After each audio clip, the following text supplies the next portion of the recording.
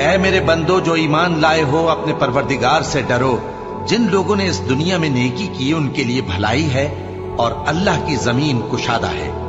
جو صبر کرنے والے ہیں ان کو بے حساب ثواب ملے گا۔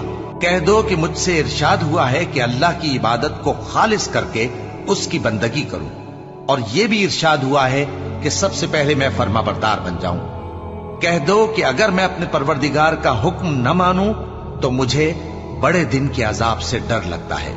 کہہ دو کہ میں اپنے دین کو شرک سے خالص کر کے اللہ ہی کی عبادت کرتا ہوں، اب تم اس کے سوا جس کی چاہو پرستش کرو۔ کہہ دو کہ نقصان اٹھانے والے تو وہی لوگ ہیں جنہوں نے قیامت کے دن اپنے آپ کو اور اپنے گھر والوں کو نقصان میں ڈالا۔ دیکھو یہی سراسر نقصان ہے۔ ان کے اوپر آگ کے سائبان ہوں گے اور نیچے اسی کے فرش ہوں گے۔ یہ وہ عذاب ہے جس سے اللہ اپنے بندوں کو ڈراتا ہے کہ اے میرے بندو،